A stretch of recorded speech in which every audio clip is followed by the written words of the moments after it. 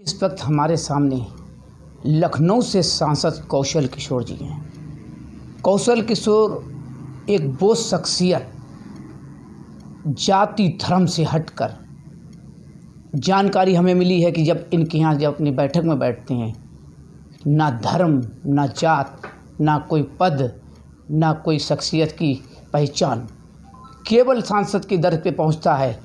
सांसद जी बैठे होते हैं तो एक लाइन से हर कोई आता है, कोई धर्म नहीं पूछा जाता है, कोई जात नहीं पूछी जाती है, कोई पहचान नहीं पूछी जाती है, सिर्फ शख्सियत से पूछा जाता है, बताइए काम क्या है। आज लखनऊ से सांसद, एक बहुत दुखद घटना सांसद जी के यहाँ हुई, जो बेटे का देहांत हुआ है। कुछ परिस्थितियाँ ऐसी हो जाती हैं कि नशे में लत पड़ जाती है तो बड़ी दिक्कत आती है। जब समय आ जाता है एक बहाना बनता है, परिस्थिति नशे की पड़ी, लेकिन समय बेटे का पूरा हुआ, ऊपर वाले ने बुला लिया, सांसद जी के बेटे का देहांत हुआ। लेकिन इन्होंने एक प्रण लिया कि आज हम जिस परिस्थिति से गुजर रहे हैं, किसी भी परिवार के अंदर वो परिस्थिति ना आए। सांसद जी, आपका एक तो बहुत बहुत धन्यवाद। दुखद घटना के लिए मैं मालिक से मानता हूँ कि आपके बेटे को आत्मा की शांति दे।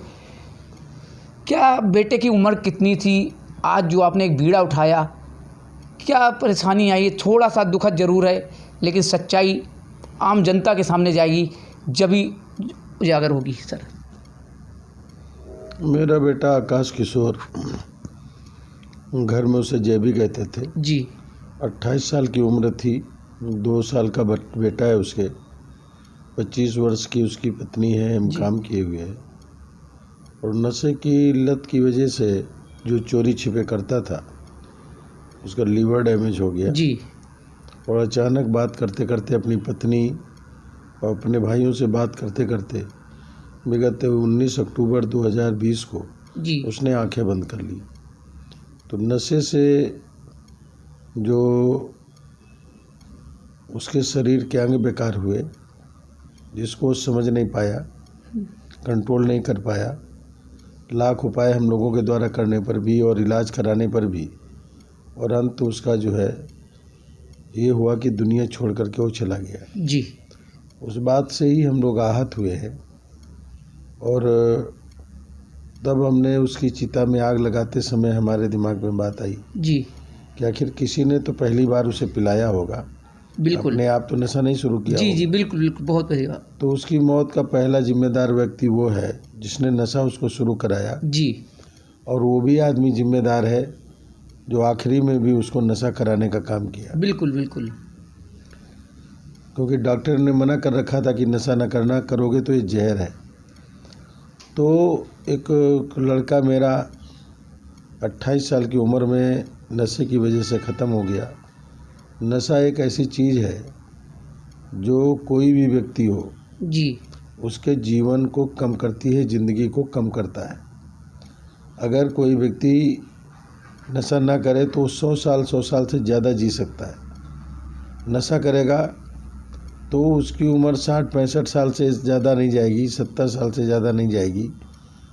और उससे भी कम अगर बहुत ज़्यादा नशा करता है तो 30-35 साल से ज़्यादा नहीं जिंदा रहेगा। जैसे मेरा बेटा 28 साल में ख़त्म हो गया, जी। नशे का कारण ही ख़त्म हो गया। तो नशा बहुत ख़राब चीज़ है और इसलिए हमने संकल्प किया कि नई पीढ़ी के लोगों को जी। जो नशा नहीं करते हैं उनको नशे के पास नहीं जाने देना है, उनको नशे से बचाए रखना है। जो नशा करते हैं उनको समझाना मुश्किल काम है जी। लेकिन जो नहीं करते हैं उनको अगर हम नशा करने से रोक ले जाएंगे तो नई पीढ़ी के लोगों के रुकने की वजह से नशे के कस्टमर की संख्या नहीं बढ़ेगी। और जब नशे के नए कस्टमर नहीं बनेंगे तो धीरे धीरे करके नशे की दुकानें अपने आप बंद हो जाएंगी जी। और जिस घर का बच्चा, हर घर में बच्चे हैं जो नशा करता है, वो भी चाहता है हमारा बच्चा नशा ना करे। तो हर घर के बच्चे जब ये संकल्प ले लेंगे कि हम अपने जीवन में नशा नहीं करेंगे तो उनके घर में भी जो नशा करता होगा धीरे धीरे वो नशे को कम कर देगा। इस तरह नशे की सरकारी दुकानें, खास करके शराब, वो भी बंद होंगी। जो अफीम खाते हैं, चरस पीते हैं, गांजा पीते हैं, स्मैक पीते हैं, कोकीन लेते हैं या ब्राउन शुगर लेते हैं, पान पुकार मसाला खाते हैं, बीड़ी सिगरेट पीते हैं, ये भी उनको कैंसर करता है और धीरे धीरे उनकी भी मौत हो जाती है। तो इन सारे लोगों को हम नशे से बचाना चाहते हैं और नौजवान पीढ़ी के लोग नशा अगर रोक देंगे तो उनकी ज़िंदगी 80-90 साल से ऊपर 100 साल और 100 साल से ऊपर तक की वो ज़िंदगी जिएंगे, अच्छा सोचेंगे, अच्छा करेंगे। क्योंकि नशा आर्थिक रूप से तो कमज़ोर करता ही है, मानसिक रूप से कमज़ोर करता है, शारीरिक रूप से कमज़ोर करता है और सामाजिक रूप से अपमानित भी करने का काम करता है। सांसद जी, आपका जो प्रण लिया है बहुत ही अच्छा है। सवाल एक आता है कि नशा ख़त्म करना, सरकारी दुकानें ख़त्म करना। आज हमारी सरकार को सैकड़ों नहीं करोड़ों अरबों रुपए टैक्स जाता है। याद होगा कि कन्नौज के अंदर जो गुटखा बनता था उसको एकदम रोक लगाई गई थी।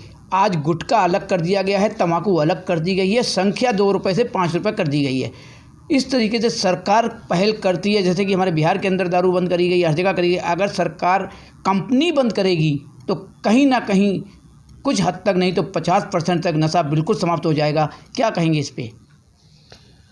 नहीं, मैं इस बात से सहमत नहीं हूँ, इसलिए कि 1977 से 1980 तक जी मोरारजी देसाई जी की सरकार थी केंद्र में और 3 साल पूरे देश के अंदर शराब के ठेके बंद रहे। तो सरकारी शराब बंद रही। उस पीरियड में लोगों ने नशीली दवाई खाना शुरू किया, नशीले इंजेक्शन लेना शुरू किया, यहाँ तक कि ब्रेड में मक्खन की जगह वो आयोडेक्स और ग्रीस लगा करके खाना शुरू कर दिया। जो ये सॉल्यूशन आता है जी पंचर को जोड़ने वाला, उसको लोगों ने ब्रेड की जगह लगा के खाने का शुरू काम कर दिया। वाइटनर सूंघना शुरू कर दिए। अभी जो है यहाँ तक के जो ये लॉकडाउन के पीरियड में जी लोगों ने सैनिटाइज़र पीना शुरू कर दिया। तो नशे की दुकानें बंद हो जाने से नशे के कस्टमर कम नहीं होंगे। हमें नशे के कस्टमर कम करना है, दुकानें अपने आप बंद हो जाएंगी। इसलिए जैसे कि बिहार में और वहाँ पे बंद किया गया नशा, आज ज़्यादा महंगे रेट पे नशा बिक रहा है। बिल्कुल सही कह रहे हैं आप। गुजरात में 1960 से नशाबंदी है, लेकिन वहाँ नशा कई गुने महंगे रेट पे बिक रहा है। इसलिए जब नशा बंद किया जाता है तो उसकी स्मगलिंग और तेज़ी से शुरू होती है। तो शराब खुलेआम मिल रही है, कम रेट में मिल रही है। इसमें खुलेआम नहीं बिक रही, इसलिए महंगे रेट पे मिल रही है। गांजा महंगे रेट पे मिल रहा है, चरस महंगे रेट पे मिल रही है। ये सब महंगे रेट पे मिल रहे हैं, ये ऐसे नशे हैं। हमारा काम है कि नशे से लोगों को दूर रखना। तो नई पीढ़ी के लोग जब नशे से दूर रखेंगे तो ये जो दुकानें हैं ये अपने आप बंद हो जाएंगी और इनको बंद करना नहीं पड़ेगा। रहा जहाँ तक रेवेन्यू का सवाल सरकार का, तो जितना रेवेन्यू पैदा नहीं होता है उनको जी उससे ज़्यादा उसमें लगाते हैं। नशे से झगड़े फसाद 70% होते हैं। जो भी मुकदमा लिखा जाता है नशे के उसमें, उस मुकदमे में सरकार मुकदमा उनका लगती है। जज का पैसा, जज की तनख्वाह, बाबू की तनख्वाह, चपरासी की तनख्वाह, सरकारी वकील की तनख्वाह सरकार देती है। चोट खाया हुआ आदमी, वहाँ पर सरकार की तरफ से वकील मिलता है। कुल मिला करके जितना वो कमाती नहीं है सरकार, उससे ज़्यादा पैसा उनके ऊपर अस्पताल से लेके वहाँ तक लगा देती है। इसलिए नशा केवल और केवल बर्बादी का कारण है। उससे सरकार का भी नुकसान है, सामाजिक नुकसान है, आर्थिक पतन है। जो पंडित दीनदयाल उपाध्याय जी ने अंतिम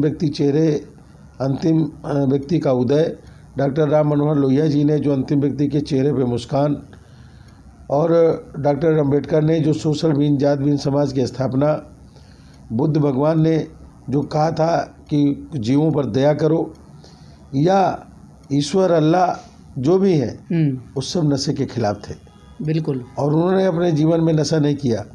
इसलिए अगर कोई भी व्यक्ति डॉक्टर अम्बेडकर को मानता है, डॉक्टर राम मनोहर लोहिया को मानता है, पंडित दीनदयाल उपाध्याय जी को मानता है, संत रविदास को मानता है, गुरु गोविंद सिंह को मानता है, या वो भगवान बुद्ध को मानता है, तो उसको नशा नहीं करना चाहिए। और अगर ईश्वर को मानता है, अल्लाह को मानता है, परमेश्वर को मानता है, तो उन्होंने नशे को नहीं बनाया। नशे की खोज आदमी ने किया। अगर उनको मानते हैं, ऊपर वाले को मानता है, तो उस व्यक्ति को किसी भी कीमत पे नशा नहीं करना चाहिए।